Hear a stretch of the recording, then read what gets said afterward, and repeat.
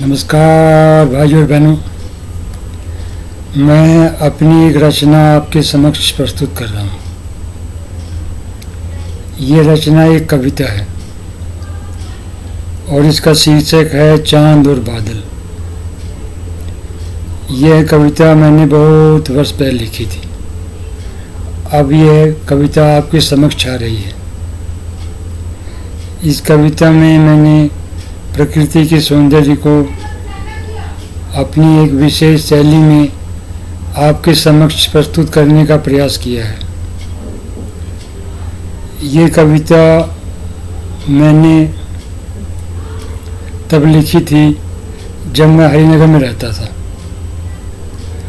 तो हरिनगर में हमारा जो मकान था, जो घर था, वो चौथी मंजिल पे था और वहाँ पर रात को सावन के महीने में चांद और बादल बहुत ही मनोहारी दृश्य प्रस्तुत करते थे।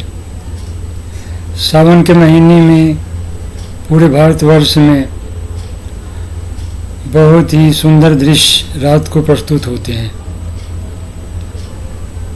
और जब सावन का महीना होता है तब और जब बादल होते हैं और जब पूर्णिमा के आसपास का समय होता है या पूर्णिमा का समय होता है तो बादल बहुत ही श्रेष्ठतम और महानतम रूप में दिखाई देते हैं। अगर कोई प्रकृति प्रेमी व्यक्ति है और कोई काव्य प्रेमी व्यक्ति है और कोई लेखक है तो वह इस दृश्य को एक श्रेष्ठतम और महानतम कविता में बदल सकता है। और अगर कोई चित्रकार है तो भी वो इस दृश्य को इस श्रेष्ठतम चित्रकला में बदल सकता है। तो इन्हीं सब बातों को ध्यान में रखकर मैंने ये कविता लिखने का प्रयास किया है। तो भाइयों और बहनों और बंधुओं, अब मैं आपके समक्ष अपनी कविता चांद और बादल प्रस्तुत कर रहा हूँ। रात कैमरे में लेंस लगा रही है। मक्का की फसल स्टाफ रूम को देख रही है।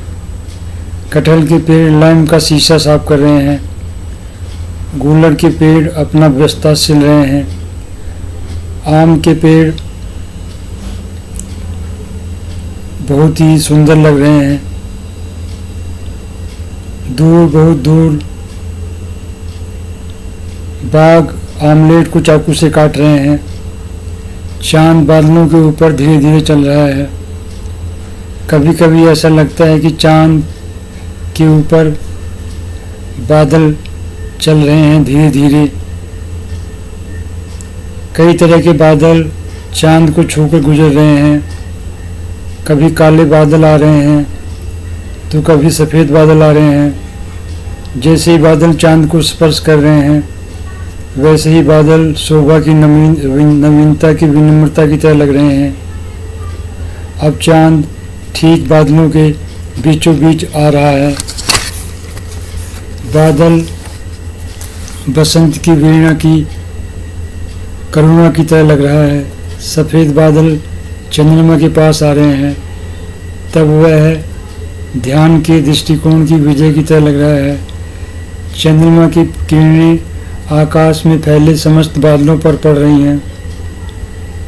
जब बादल चंद्रमा से थोड़ी दूरी पर है तो वह धुनों की सजावट के नृत्य की तरह लग रहे हैं।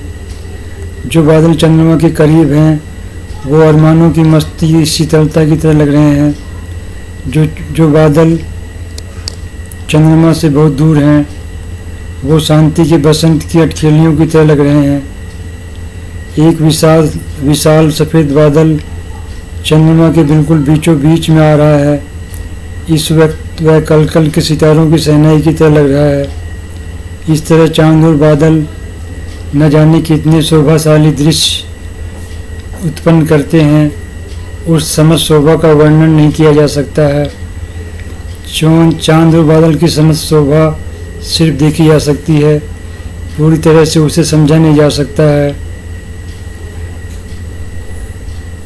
जैसे जिंदगी को जिया जा सकता है पूरी तरह से समझा नहीं जा सकता है।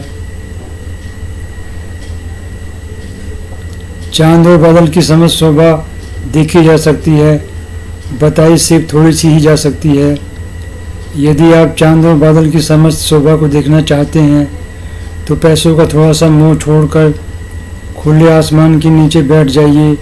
तब आपको लगेगा कि मनुष्य की असली दौलत अगर कहीं है तो प्रकृति में है, इसके सिवाय और कहीं नहीं है।